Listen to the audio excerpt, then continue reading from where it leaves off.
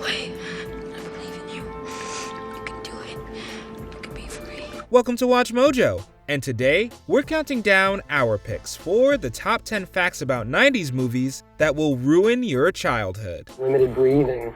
Limited breathing? Yeah, we have a very small area where the oxygen that we breathe in comes in right through where we see as well. For this list, we'll be looking at the most surprising pieces of information about films released in the 1990s that will make you view them in a new light. Certain plot points will be discussed, so a spoiler alert is now in effect. Which of these facts shocked you the most? Let us know in the comments. Number 10. Sarah Jessica Parker has witchcraft in her blood. Hocus Pocus. This has changed the lens that I see these times through completely. It becomes personal. If you've seen this Halloween classic, you'll know that the Sanderson sisters are witches who were executed during the Salem trials. But did you know that Sarah Jessica Parker has familial ties to a real accused witch? This is terribly uncomfortable. Parker, who plays Sarah Sanderson, went on the genealogy-based show Who Do You Think You Are? And learned that her 10th great-grandmother was arrested for various, quote, acts of witchcraft. This included allegedly causing the death of one of her neighbors. She said, I see the specters of these three women pressing Mary Fitch, and then Mary Fitch dies. She's not actually seeing these people. She's seeing the specters of these three women. It seems that some of that penchant for witchiness was passed down, albeit in a less extreme way. Apparently, Parker really did eat a spider in the scene where Sarah does the same in Hocus Pocus. Number 9. Tom and Huck survived the Alabama wilderness. Tom and Huck. Mississippi's my mother. She was there when I opened my eyes for the first time. She was there when I was growing up. She was there when I get lonely. For the kids who grew up with it, Tom and Huck is a cherished childhood classic. But for the cast and crew, it's likely just a reminder of the unpredictable Alabama conditions in which they filmed. Come on, come on.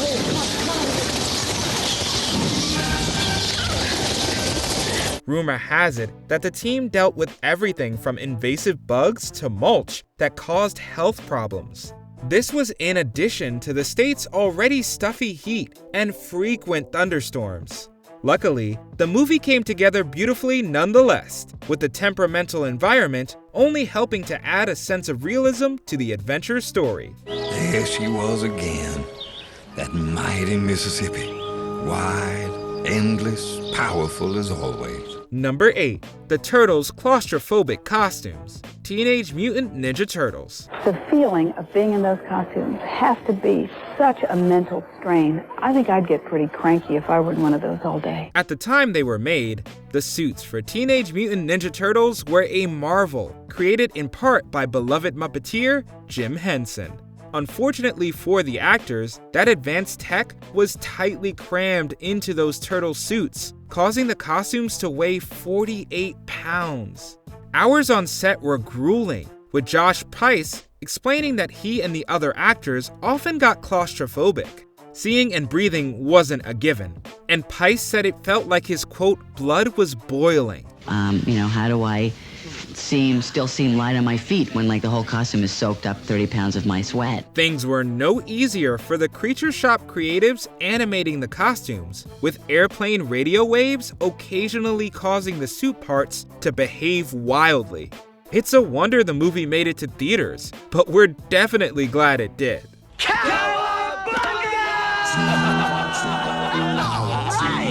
Number 7. Mike Myers' headbanging headaches. Wayne's World.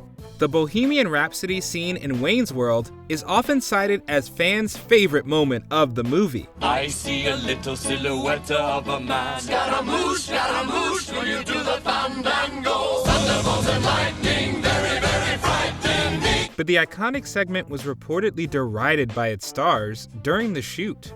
During an interview celebrating the film's 25th anniversary, director Penelope Spheris claimed that the actors complained about the headbanging required of them. It caused literal headaches for Mike Myers. Dana and I talked about 5 days ago about our necks still hurt from bum bum bum bum bum bum bum bum. And both stars questioned why so many takes were necessary because they didn't find it funny.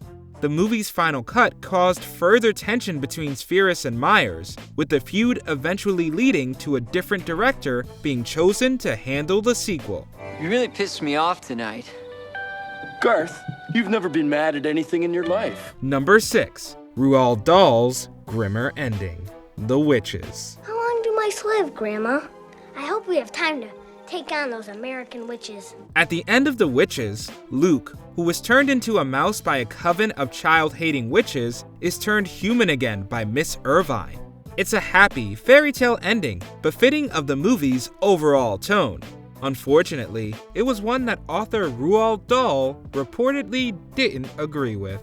In Dahl's original novel, the boy remains a mouse at the end of the story, and it's even stated that he likely has 9 years to live. I'll be a very old mouse and you'll be a very old grandmother, and we'll both die together. Realistically, even this is a fantastical estimate for a rodent lifespan, as most pet mice only live to about 3 years old. You're no ordinary mouse. You're a mouse person, and a mouse person will almost certainly live 3 times longer than an ordinary mouse, maybe even longer. The kinder ending, as well as a few other major character changes, definitely gave the movie a different overall tone. Number 5. Macaulay Culkin's unique on-set injury, Home Alone. Imagine that you're a 9-year-old playing the lead role in a blockbuster film and an adult man bites you. Come on, let's get you home. Now imagine that adult man is acting legend Joe Pesci. This is what Macaulay Culkin says happened to him on the set of Home Alone. When rehearsing for the scene in which Harry and Marv catch Kevin and pin him to the door, Pesci bit Culkin's finger after saying this line. First thing I'm gonna do is bite off every one of these little fingers, one at a time. And it wasn't a little bite either. It gave Culkin a scar that lasted into adulthood. The actor laughed about the experience on Conan, but said he was angered when it actually happened. He couldn't believe anyone would actually bite a kid. I was like, I don't care how many Oscars you have or whatever. Like, what are you biting a 9-year-old? What the heck's wrong with you? Number 4. The Imposter Woody, Toy Story franchise. When it was announced that Chris Evans would be voicing Buzz Lightyear in Lightyear, fans, who were also confused by the film's concept, were outraged. Commander Hawthorne, you know how I feel about rookies. They struggled to accept that anyone other than Tim Allen would be voicing their favorite space ranger. Ironically, Buzz's cowboy friend has been voiced by an actor other than Tom Hanks for quite a while now. In the extended Toy Story universe, that is. We're talking about some shorts like Lamp Life, as well as video games and Disney park attractions. Howdy, partners! Climb aboard! In those, Woody is actually voiced by Tom Hanks' brother, Jim. The two have a similar enough voice that people rarely notice. You listen to this. Ha ha! Boy, am I glad to see you. Is that you? No, it's my brother Jim. Number 3. The Whale Behind Willie, Free Willy. The t-shirts, stuffed toys, the puppets. Fans just can't get enough, and they especially can't wait to see Keiko. Most kids don't give a second thought to the living conditions of Free Willy's animal star, but the topic was a hot-button issue when the film was released in 1993. The whale behind Willy, Keiko, lived in a tank that was too small and too warm, which was detrimental to his health. The popularity of Free Willy thankfully led to him being moved and rehabilitated. And in the light of day, you can see his flattened dorsal fin and the lesions on his flippers. Doctors say this will all improve in Keiko's new home that's 5 times bigger and 20 degrees cooler than the one he left behind in Mexico. He was eventually set free like his on-screen character, but sadly ended up dying as a result in 2003. After a lifetime of living in captivity, he was unable to adapt to the change in environment. And those who cared for him over the years say they are saddened by his death, but say his story will remain one that will inspire people for years to come. Number 2. The True Story of Pocahontas, Pocahontas. She's an Indian girl and she meets this boy and they get married. With the advent of Disney+, Disney began adding warnings before some of their classic films, noting their harmful use of cultural stereotypes. Although films like Peter Pan are accounted for, some have questioned the lack of warnings on many of the studio's more modern offerings. One such film is Pocahontas, which took extreme liberties with the true story it drew upon. Pocahontas, that tree is talking to me. Then you should talk back.